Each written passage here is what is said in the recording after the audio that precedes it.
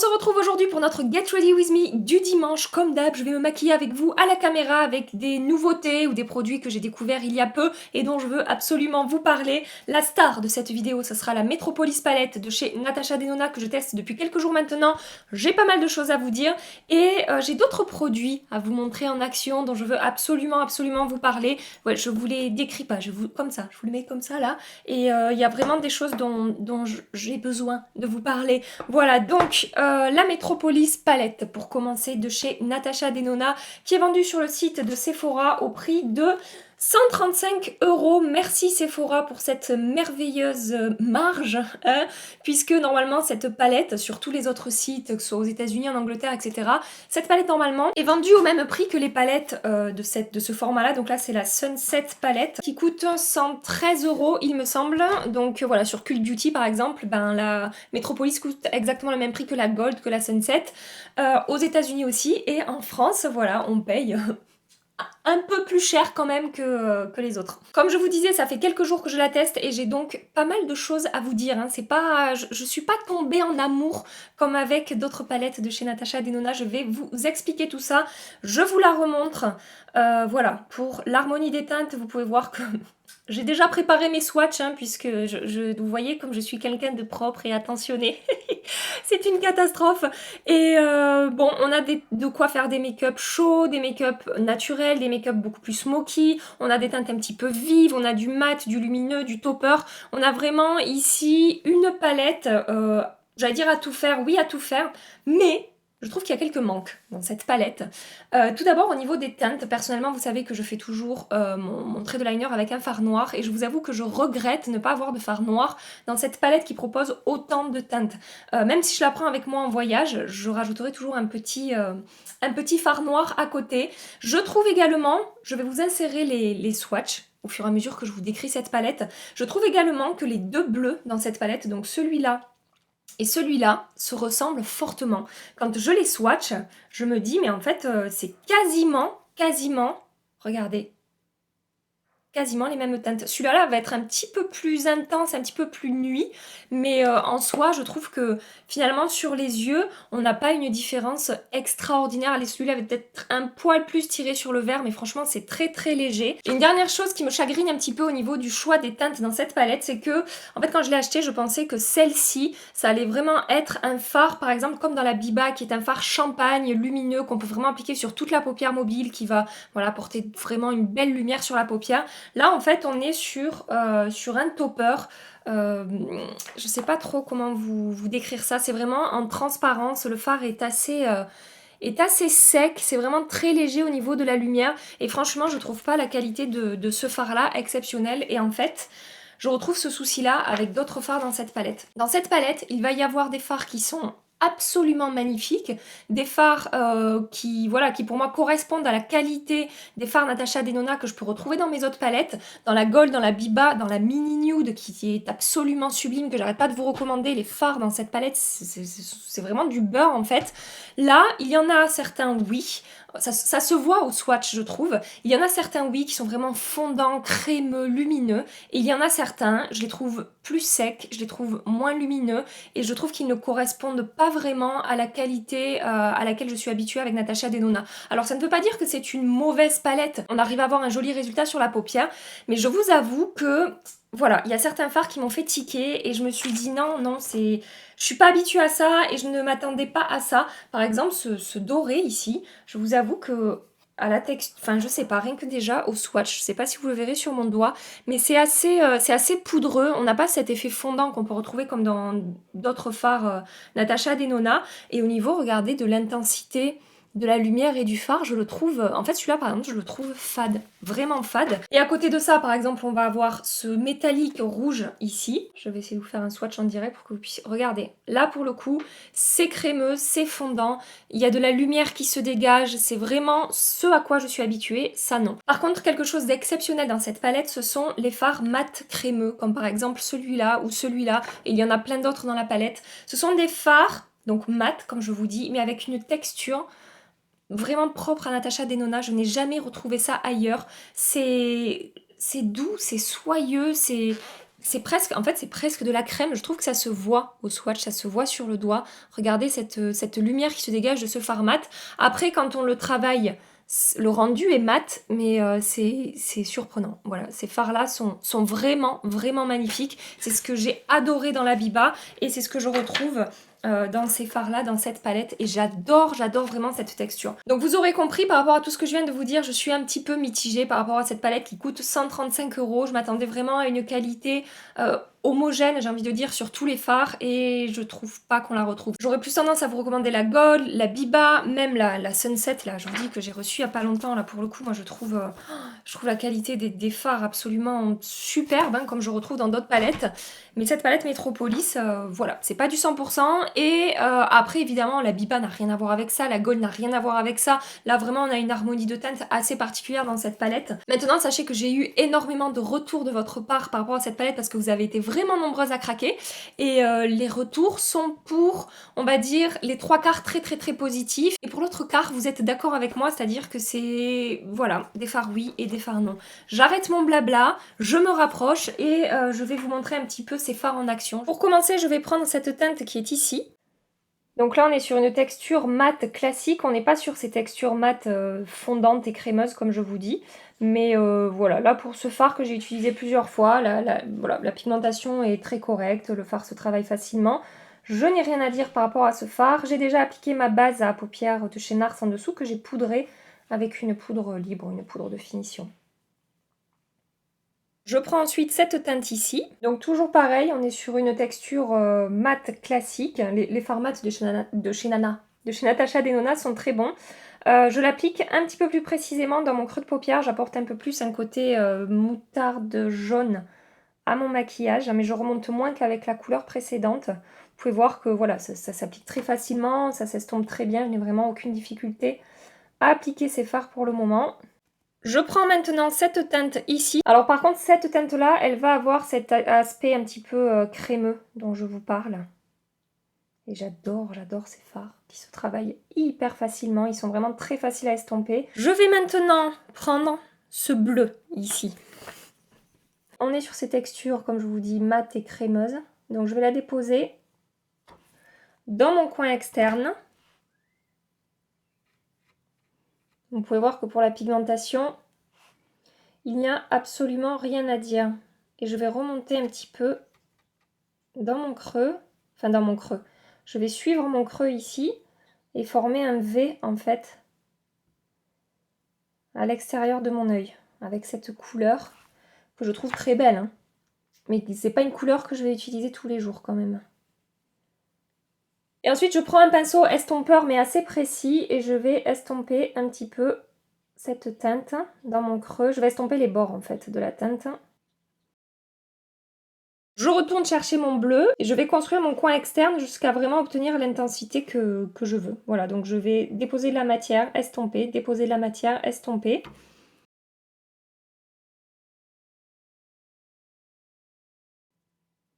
Je prends maintenant cette teinte ici, je la dépose sur ma paupière mobile dans le coin interne. Donc là par contre ça me fait des chutes avec le pinceau. J'ai eu envie de tenter au pinceau, voir si ça fonctionnait.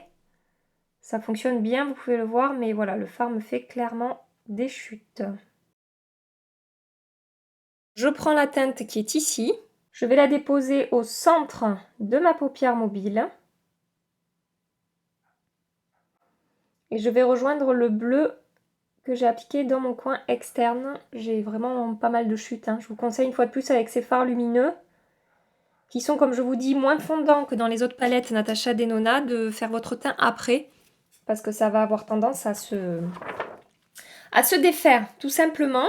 Je vais prendre cette teinte-là, qui est une de mes teintes personnellement préférées dans cette palette, et je vais très légèrement, au doigt, travailler la transition ici, avec le bleu. Je vais venir retravailler le bleu. Hein. Je voulais quelque chose qui fonde un peu. Le doré et le bleu. Ouh, c'est joli. Ça va bien avec le bleu, cette teinte top, un petit peu comme ça. Je vais prendre ce bleu-là, mais comme je vous ai dit, franchement, on ne va pas vraiment voir la différence avec celui que j'ai utilisé avant. Je vais juste m'en servir pour intensifier ma ligne de cils, en déposant comme ça avec un pinceau très plat. cette teinte bleue au ras de cils, tout simplement. Hors caméra, je maquille mon deuxième œil, j'applique du mascara, je vais nettoyer mes chutes, vous savez comme je fais toujours en redéfinissant un petit peu le coin externe ici, et je reviens tout de suite avec vous. Comme toujours, je terminerai mon make-up des yeux après. Je passe maintenant au teint. Je voulais vous parler de cette base de chez Tatcha. Alors je sais, hein, on peut pas forcément se la procurer en France, donc c'est vraiment pas cool de ma part. Mais voilà, vu que c'est quelque chose que je teste depuis peu et que j'aime énormément, je voulais vous en parler au cas où vous ayez la possibilité de mettre la main dessus ou si vous vivez au Canada. Donc c'est la base The Silk Canvas de chez Tatcha. Comme je vous disais, c'est une base qui va améliorer le grain de peau, qui va vraiment flouter les imperfections, lisser un petit peu la peau, qui apparemment va protéger également de la pollution, etc. Et qui va prolonger la tenue du maquillage. Et je trouve que c'est vraiment une base très très agréable à utiliser. Effectivement, elle apporte vraiment un effet peau toute douce. Au niveau du rendu sur la peau, au toucher, on a quelque chose entre un rendu velouté et un rendu hydraté. C'est assez surprenant. Je trouve ça hyper agréable. Elle a en effet un effet lissant sur mes pores qui est vraiment très appréciable. Alors c'est pas aussi lissant par exemple que ma base Timeless de chez Tarte comme toujours, qui est la base la plus lissante que je connaisse, mais elle a cet effet un petit peu floutant qui est vraiment très joli, et je vous dis ce côté au toucher qui est très agréable, et l'application du fond de teint par dessus, ça se passe vraiment super bien. Elle est vraiment très agréable à travailler.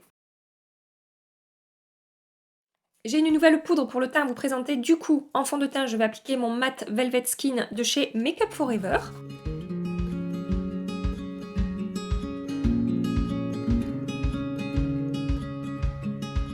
Comme anti-cerne, je vais utiliser le Stay Naked de chez Urban Decay. Je mélange comme toujours deux teintes. Je vais mélanger la 5WY et la 30NY. Pour poudrer mon teint, je vais utiliser une nouveauté de la marque Pat McGrath Labs. Alors, vous allez me dire, mais Gabi, pourquoi est-ce que tu utilises ça alors que c'est pas vendu en France? Attendez. Pour celles qui me suivent sur Instagram, la loge de Gabrielle, vous savez déjà ce que je vais vous dire. La marque va arriver en France.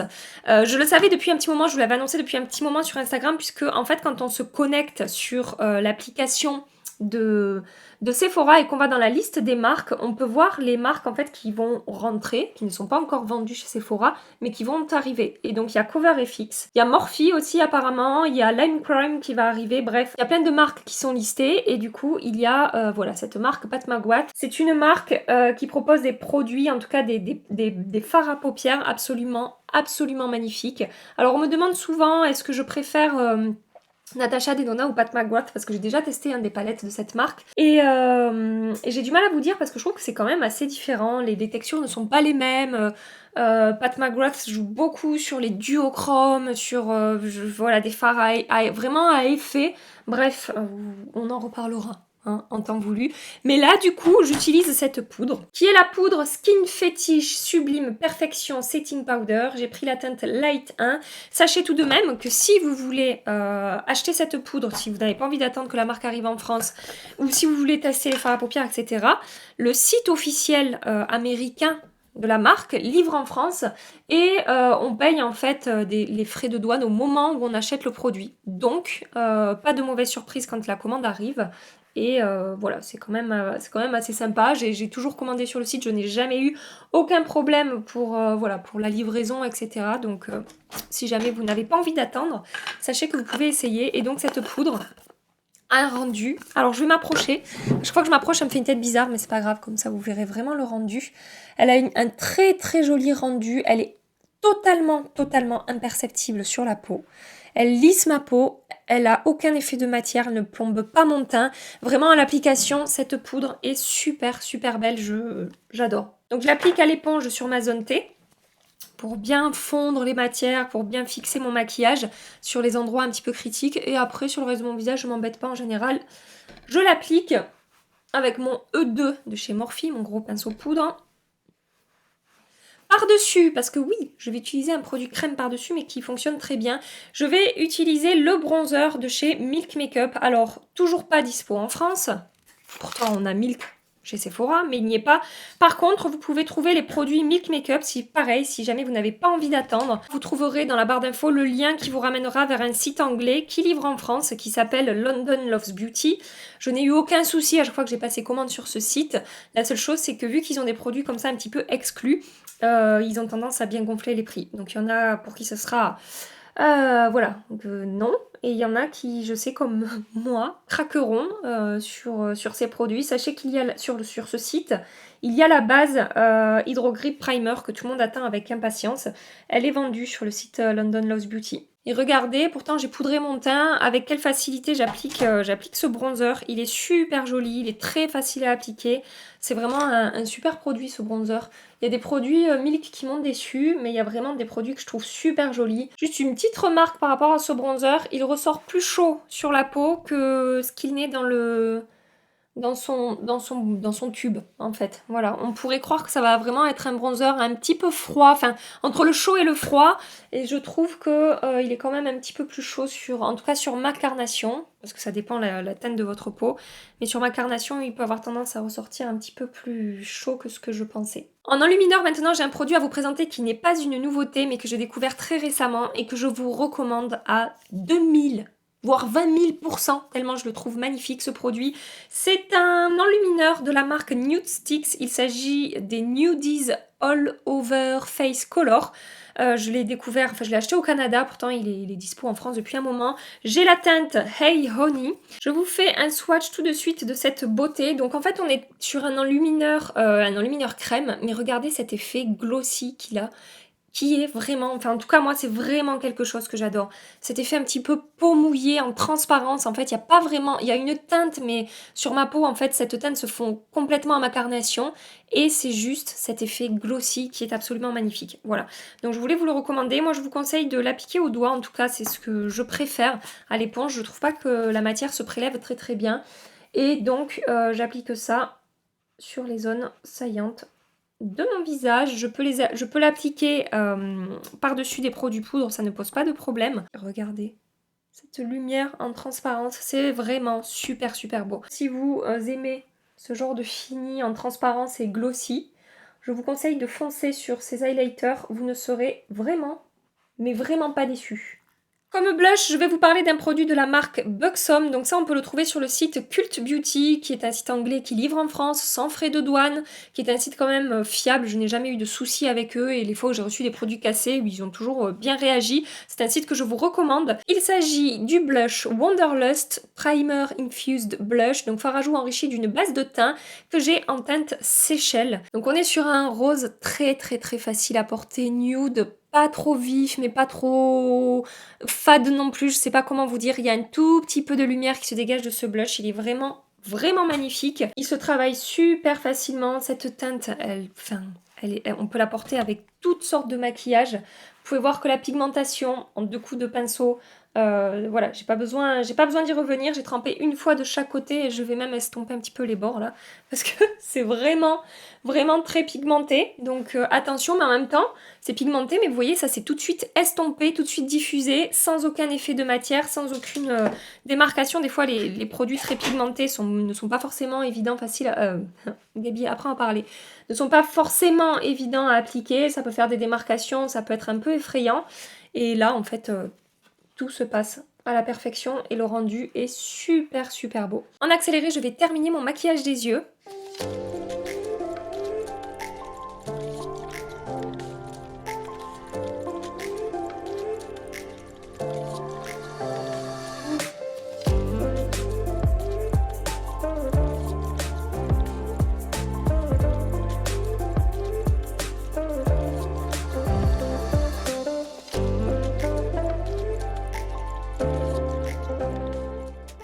Pour les lèvres, je vais commencer par appliquer un crayon de chez Marc Jacobs. Il s'agit du Pout Liner en teinte nudiste.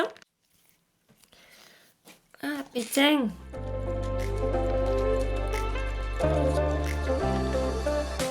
Par-dessus, je vais appliquer un produit à nouveau de chez Marc Jacobs. Il s'agit du Gloss Stick en teinte Sugar Sugar. Je vous ai déjà parlé de nombreuses fois de ce gloss en stick qui est absolument magnifique. Est-ce que je rajoute ça?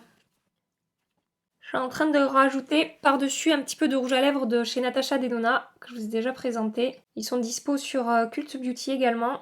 Et c'est la teinte...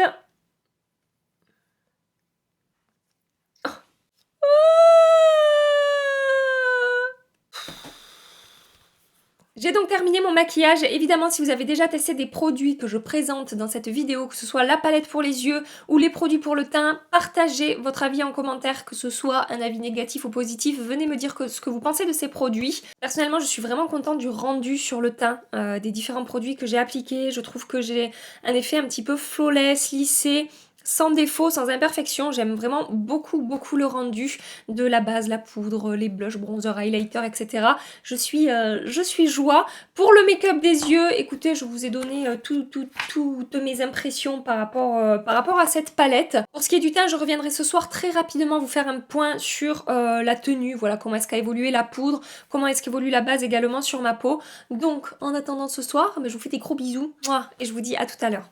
Ça fait 8 heures que je porte le maquillage, je ne pourrai pas revenir plus tard, du coup je viens maintenant vous faire un point final et vous montrer comment les produits teints en particulier ont évolué sur ma peau. Je vais quand même attacher ma mèche, parce que ça me gêne quand je filme, même si je ressemble à rien, c'est pas grave. Donc, bon, pour la palette pour les yeux, mis à part ce que je vous ai dit au niveau de la tenue, il n'y a rien à dire sur moi. Les fards Natasha Denona, quand j'applique une base en dessous, tiennent très bien. Voilà. Pour ce qui est du teint, par rapport à la base et à la poudre, je les ai testés assez de fois pour vous dire un petit peu ce que j'en pense. Quand j'utilise le combo des deux, je brille quand même assez. C'est-à-dire là, avant de partir, je vais quand même faire une retouche, puisque je brille, en ce moment, je brille beaucoup sur mon front et moins sur les ailes du nez. Voilà, mon sébum a migré comme ça. Et du coup, là, il faudra que je fasse une retouche sur le front avant de partir. Donc en fait, ce que j'ai remarqué avec ces deux produits, quand j'utilise la base Silk Canvas de Tatcha, il faut que par-dessus mon teint, j'applique une poudre qui me matifie vraiment bien. Pour moi, c'est la Shape Tape Powder de chez Tarte, c'est la Velvetizer qui est juste là de chez Urban Decay, c'est la Loose Setting Powder de Laura Mercier. En gros, quand j'applique cette base, qui n'est pas vraiment une base faite pour matifier la peau et les peaux grasses, etc. Et à l'inverse, quand j'utilise la poudre Pat McGrath, parce que j'adore le rendu sur la peau, il faut que j'utilise une base plus matifiante que la Tatcha. Donc j'utiliserai par exemple ma base Original Skin de chez Origins. Je peux l'utiliser également avec ma base de chez Tarte. Voilà, donc en fait... Vous aurez compris, ces deux ensemble ne matifient pas assez ma peau mixte. Il faut que je les combine avec des produits plus matifiants. Je voulais vraiment vous parler de ces deux produits. Je voulais vraiment vous parler aussi du blush et de l'highlighter qui sont des produits que je trouve magnifiques et que je vous recommande vraiment à 100%. Les premières qui arriveront à avoir des infos sur la marque, surtout venez me sonner sur Instagram en me disant « Ça y est Gabi, on sait la date, etc. » Donc j'adore, vous êtes toujours en train de m'envoyer des infos et tout, c'est trop bien, merci pour ça, vraiment merci infiniment. Je vous accroche 2 vidéos ici si vous voulez rester un petit peu plus longtemps avec moi, si vous voulez voir d'autres nouveautés en action, n'hésitez pas à cliquer. En attendant ma prochaine vidéo, je vous fais des milliards de bisous. Mouah, prenez soin de vous et à très bientôt. Bye bye.